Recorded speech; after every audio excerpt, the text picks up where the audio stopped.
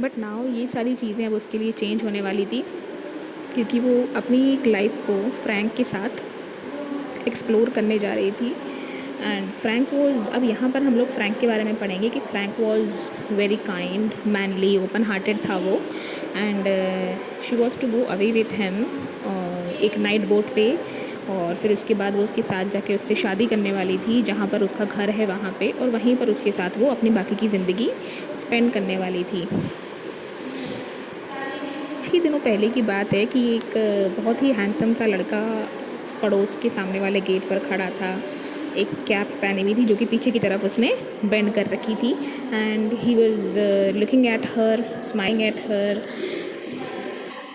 उसके बाद दोनों की बातचीत होने लगी। दोनों जने पहली बार एवलीन और फ्रैंक एक स्टोर पर मिले थे। फ्रैंक वहाँ कुछ सामान लेने आया था, और तब एमिली जो थी उसके साथ उसकी बात हुई थी, और उसके बाद दोनों में दोस्ती बढ़ी, और दोस्ती के साथ साथ एक रिलेशनशिप मेंटेन होने लगा इन दोनों के बीच। इसका पता कुछ ही टाइम में उसके फादर को चल गया कहीं ना कहीं से, और इस चीज़ से वो बहुत नाराज़ हो गए। उन्होंने उसको वार्न किया कि तुम कभी भी फ्रैंक से नहीं मिलोगी, और इसके बाद से उसके लिए फ्रैंक से मिलना बहुत ही डिफ़िकल्ट होने लगा था।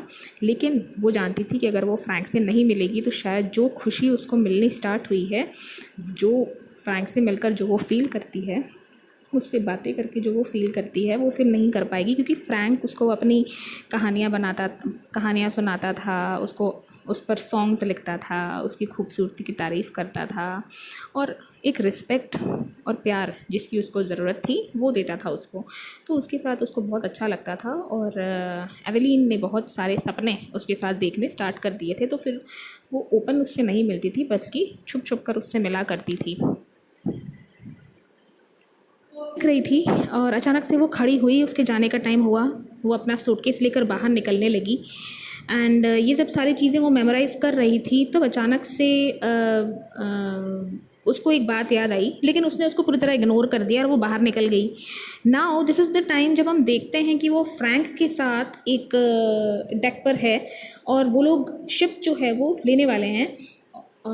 अपने बैगेजेस वगैरह वो लोग सब दे रहे हैं। फ्रैंक ने उसको हाथ दिया जैसे ही हॉर्न बजने लगा कि डिपार्ट करने वाला है शिप, उसने उसको हाथ दिया, लेकिन एवलीन उस समय उस डेक की रेलिंग को पकड़कर बिल्कुल स्टक हो गई, और उसको समझ नहीं आया कि अब वो आगे क्या करे। और अचानक से उसका दिमाग जो था, उसका माइंड, उसका heart, everything just got freezed. उसको नहीं समझ आया कि उसे क्या करना चाहिए। उसको ऐसा लगा जैसे सब कुछ एकदम रुक सा गया है। फ्रैंक उसको आवाज़ लगा रहा था, उसको प्यार से आवाज़ लगा रहा था कि मेरा हाथ पकड़ो, मेरा हाथ पकड़ो, बट शी वॉज लॉस्ट। उस फ्रैंक की आवाज़ नहीं सुनाई दे रही थी। एंड द मोमेंट केम कि शिप जो है वो लीव कर गई। फ्रैंक उसको आवाज़ लगाता रहा, और एवलीन वहाँ पर खड़ी हुई सिर्फ उसको देखती रह गई। और एट लास्ट जब हम चैप्टर अपना ख़त्म करते हैं, तो हमको ये पता लगता है कि उसने अपनी मदर से एक प्रॉमिस ली थी कि वो हमेशा अपनी फैमिली का ख्याल रखेगी, चाहे कैसी भी सिचुएशन आ जाए, चाहे कैसी भी कंडीशन आ जाए, वो कभी अपनी फैमिली को, अपने भाई बहनों को अकेला नहीं छोड़ेगी, और वो हमेशा उनके लिए अवेलेबल रहेगी। और यही एक प्रॉमिस जो थी, इसने उसको रोक लिया, और वो फ्रैंक के साथ नहीं जा पाई। अपनी रिस्पॉन्सिबिलिटीज़, अपनी फैमिली के प्रति अपनी सारी जिम्मेदारियाँ उसको जो निभानी थी, उसके लिए वो उसने फ्रैंक को जाने दिया। And the reaction was, she couldn't actually give a reaction.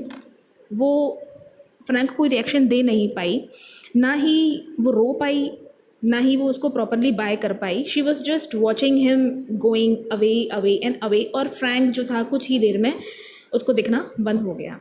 So this was our story Eveline. I'll be sending you the question answers very soon. I hope you liked it. Thank you so much.